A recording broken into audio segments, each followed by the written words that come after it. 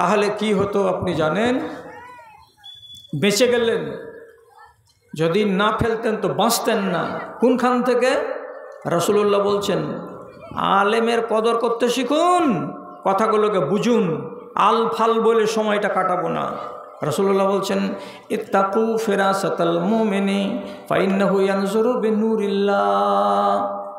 একজন পাকা ইমানদার, একজন পাকা দিনদার, সাধারণ মানুষ হোক অথবা আলেমে দিন হোক, তার দৃষ্টি থেকে বেঁচে থাকো, তার নজর থেকে বেঁচে থাকো। কেন? একটা দিনদার, ইমানদার, পরহেজগার আলেম বা সাধারণ মানুষ ওর নজর দিয়ে যে দেখে তো তার নজরে জ্যোতি থাকে। কার দেওয়া? তো আল্লাহর নূর দেওয়া থাকে। সে নিজের চোখ দিয়ে শুধু শুধু দেখে না, আল্লাহর নূরের দ্বারাই সে দেখতে পায়। কাজে একজন ফাসেক লোকের চোখে যা দেখা যাবে তার চাইতে অনেক গুণে বেশি গোপনীয় জিনিস দেখা যাবে, ধরা যাবে। কার চোখে? একজন আল্লাহওয়ালা দিনদার আলেমের চোখে।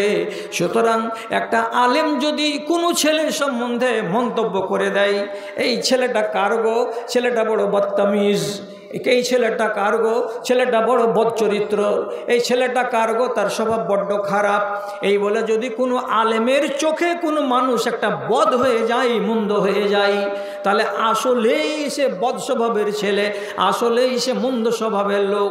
কেন? যে নবীজি বলছেন মুমিনের ফিরাসাত থেকে, মুমিনের আকেল থেকে, মুমিনের ফায়সালা থেকে বেঁচে থাকো।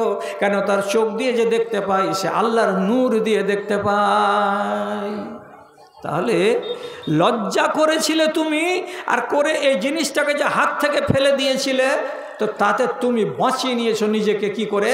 যে আমি বেলজ্জা বলে এ আলেমটার সামনে আমি স্বীকৃতি পাইনি, বরং আমি কি স্বীকৃতি পেয়েছি? এটা কার ছেলে?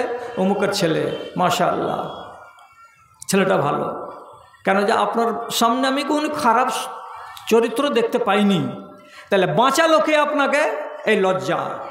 আর এই লজ্জা যদি না থাকে, আর আপনার যদি পরিণাম বলে চিন্তা না থাকে, কি বলে পরিণাম?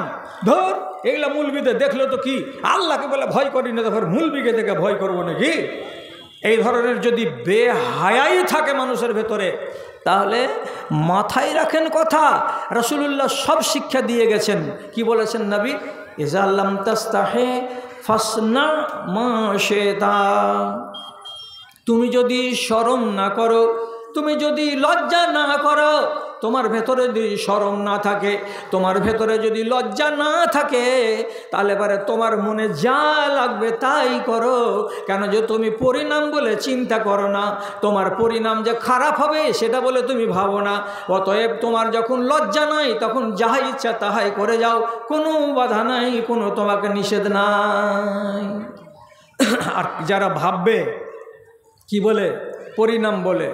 তো পরিণাম বলে যদি ভাবে, তাহলে পরে সে সংযমী হবে।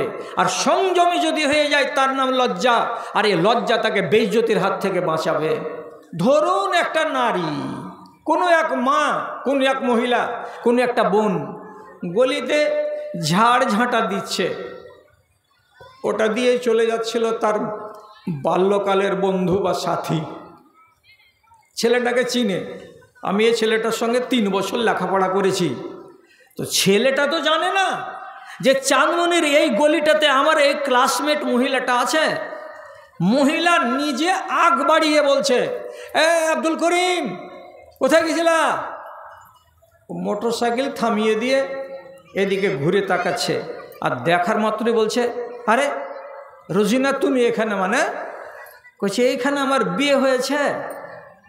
ছেলেটা মোটর সাইকেল থামিয়ে ওখানে পা লাগালো, আর রোজিনা 1 পা 2 পা করে এগিয়ে এগিয়ে চলে গেল ওইখানে। এরা দুজন গল্প করছে। এইবার কথাটা ভালো করে মনে রাখুন, একটা মহিলা কোনো আজনাবী মানুষের সাথে বিনা কোনো প্রয়োজনে কথা বলতে পাবে না। একটা